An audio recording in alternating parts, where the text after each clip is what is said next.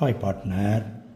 இப்போது company share issue பண்ணுறாங்கன்னா முதல்ல அப்ளிகேஷன் ரிசீவ் பண்ணுவாங்க, அது கூட ஒரு அமௌண்ட்டை பே பண்ண சொல்லுவாங்க. That is first installment share application.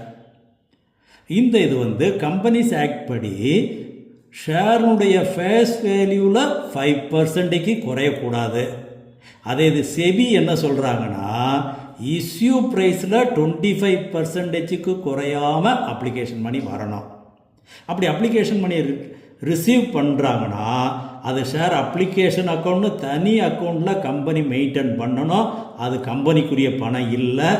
Allotment பண்ணதுக்கப்புறம் அந்த அலாட்டட் ஷேர்ஸுக்குரிய அமௌண்ட்டு தான் கம்பெனிக்குரியது.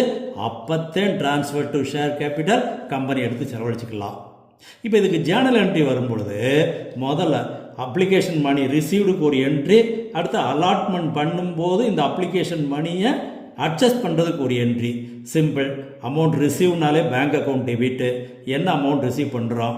அப்ளிகேஷன் அமௌண்ட் ரிசீவ் பண்ணுறோம். அப்போ equity share application account credit. இது என்னைக்கு அடுத்தது அலாட்மெண்ட் பண்ணும்போது கம்பெனி என்னைக்கு ஷேர் அலாட் பண்ணுறாங்களோ அன்னைக்கு இந்த அப்ளிகேஷன் மணி ஃபுல்லாக அட்ஜஸ்ட் பண்ணணும். எப்படி அட்ஜஸ்ட் பண்ணணும்? ஃபஸ்ட்டு எவ்வளவு ஷேர் அலாட் பண்ணியிருக்கோமோ அதற்குரிய அப்ளிகேஷன் மணியை ஷேர் கேபிட்டலில் கிரெடிட் எழுதணும்.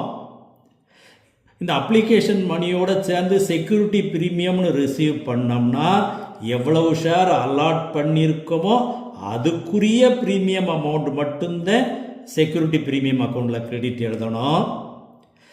ப்ரோரேட்டா அலாட்மெண்ட், அதாவது ஓவர் சப்ஸ்கிரிப்ஷன் ப்ரோரேட்டா அலாட்மெண்ட் கொடுத்துருந்தோம்னா எக்ஸ்ட்ரா மணியை பொதுவாக அலாட்மெண்ட் அக்கௌண்ட்டில் அட்ஜஸ்ட் பண்ண சொல்லுவாங்க.